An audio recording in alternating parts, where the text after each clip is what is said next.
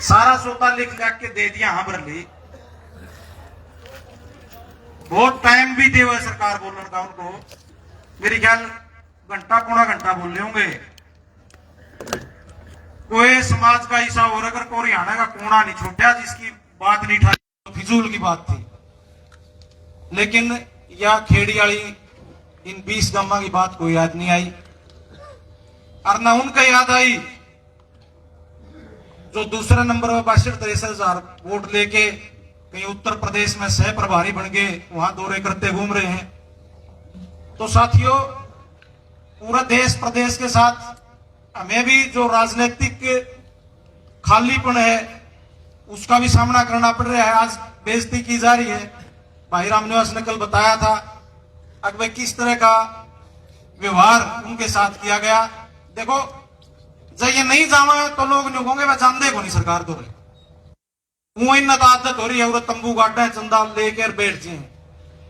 और जब ये जावे हैं तो इनकी को नहीं, पूरे किसान समाज की बेइज्जती हुई है। इनका साथ नहीं हुई।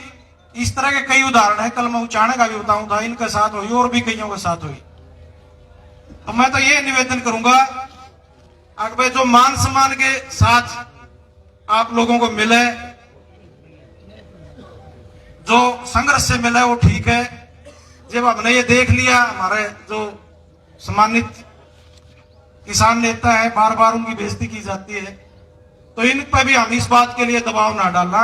अगर भाई ये जाना है तो फिर गांव में जो इनसे अलग है, क्योंकि इनको तो टारगेट कर रखे है। अगर इन्हें लड़ाई लड़ी है किसान की और कोई कसूर नहीं है इनका। जो 1.25 साल लड़ाई लड़ी, कहीं मुख्यमंत्री का हेलीकॉप्टर इनकी ताकत ने नहीं उतर दिया, कहीं डिप्टी सीएम को नहीं आने दिया, कहीं मंत्री को नहीं आने दिया। या टीस है और इनका कोई कसूर नहीं है जो बेइज्जती की जा रही है।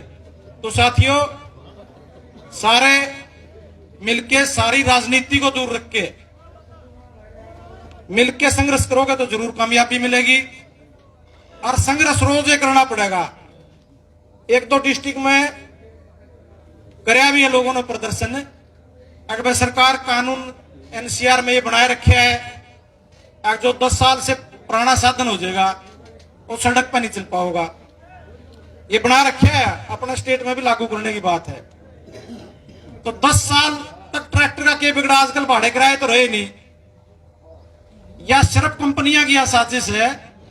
अगर चाहे जमींदार पर मोटरसाइकिल है, उस पर ट्रैक्टर है, चाहे और कोई है, 10 साल के बाद स्क्रैप में बिकेगी और उसके बाद उसने दोबारा नया खरीदना पड़ेगा। एनसीआर आ गई, एनसीआर आ गई अपने जीनते मेरे पर निकलते हैं। एनसीआर आ गई, न्यून भिवानी में एनसीआर आ गई, लोहारू तक एनसीआर गई, इधर नरवाना और ये सारा एनसीआर का हो गया। तो आपके ये ट्रैक्टर ने भी स्क्रैप में भिजवाने का काम करेंगे।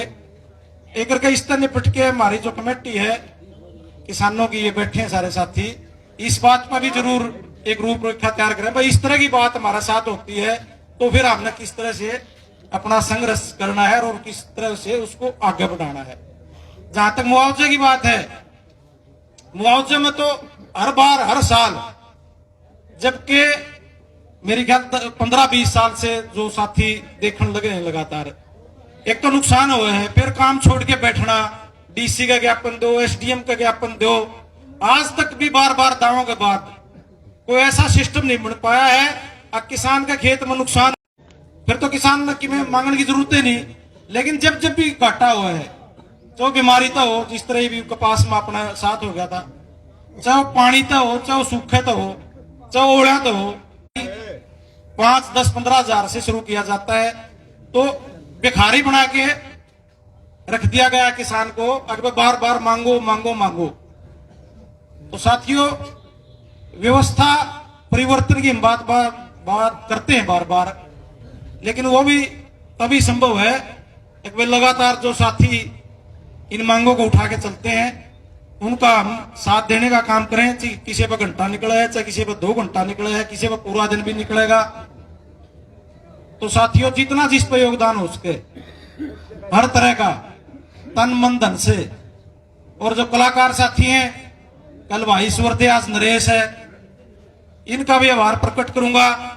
इनका भी बहुत बड़ा योगदान है। एक तो जोश पैदा करते हैं, हौसला बढ़ाते हैं, ताकत देते हैं और साथ ही साथ मनोरंजन करते हैं, ऐसी ऐसी पुरानी बातें बताने का काम करते हैं जिससे हमें एक प्रेरणा मिलती है। एक बेवड़ा ही नहीं हुआ था, फिर उसका इस तरह से इस बात का समाधान हुआ। तो बुजुर्ग और नौजवान साथियों, कोशिश रहेगी कोई आपके बीच में आवा, कोई ज्यादा मजबूरी होगी तो अलग बात है। और यूं चलता रहे भाई, लंगर भी चलाना पड़ेगा। मेरे को नहीं लगता है जल्दी से मानेंगे, क्योंकि जिस तरह की बातें बोल रहे हैं प्रशासन के लोग, सरकार के लोग, मंत्री, उप मुख्यमंत्री, वो एक का हंगाई देखना चाहो वे दिखाएं कितने दिन बैठेंगे। तो मान के चलो काम का टाइम भी है, गर्मी का टाइम भी है, लंबा बैठना पड़ेगा और लंबा बैठने में भाई खर्चा भी लगेगा। भाई सुशील का भी मैं धन्यवाद करूंगा, ये जो योगदान कराया, और भी जिसा भी जिसका समर्थ है सारे कर रहे हैं। और मैं भी जितना ये लंगर चलेगा इसमें भाई जय दिन चालो, महीने चालो, 6 महीने 50 किलो दूध इसमें लंगर में मेरी तरफ तो रोज इसमें आऊंगा। और जो भाई है नरेश, इसको भी मैं 500 रुपए का अपनी ओर से योगदान देता, और जो भी गाँव का 100 रुपये रोज के मांग से ना आऊंगा। तो सारे मिलजुल के इसी तरह, और तो इन नकड़िया के मिले जाना नहीं, रामनिवास और ने अपने तक चाह पानी पीने है और यूं तो खरीद दे लो भाई, रामनिवास यूं तो रोते चाहिएगा। तो धन्यवाद सारी कमेटी का, इन्होंने समय दिया, और सब साथियों का धन्यवाद जो त्योहार के दिन यहाँ बैठे हैं। और भाई सुरेश भी हमारे बीच में बैठे हैं। देखो भाई, इस पे हमारे को बहुत फक्र है, सुरेश पे। सिर्फ हमारा क्षेत्र की बात नहीं, पूरे तो जो भी समस्या हुआ आगे खड़ा हुए हैं, चाहे बॉर्डर पे जो आंदोलन चला, वहां भी जिस तरह बोलता था उससे हमारे क्षेत्र का मान सम्मान बढ़ता था। और ये पीछे उत्तर प्रदेश का चुनाव था, वहां भी जा रहा था। जिस तरह के इसके पास सीमित साधन है, उन साधनों को देखते हुए इसका भी बहुत बड़ा योगदान है। और भी जितने रमेश है भाई, यू काफी अपना जो इसको जिम्मेवारी दे रखी है, रामनिवास को दे रखी है, प्रधान जी है, मास्टर जी, सारे लोग हैं, सारा का बहुत बड़ा योगदान है भाई, इनका भी बहुत धन्यवाद। जय हिंद, जय जवान, जय किसान। बहुत बहुत धन्यवाद भाई साहब का। रही टेंट की बात भाई, यू एक तो खरीद के नहीं मैं टेंट हमने घिसाया दिया भाई, अरे यू सांग बांग भी खरीद दिया था, धरिया तो हो समरवावांगे उसने, बाकी इसने नया ही खरीदांगे और ले आवांगे नया, अपना घर है का भाई तो रोज का लेने हैं।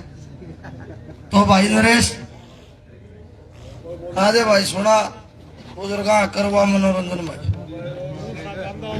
और भाई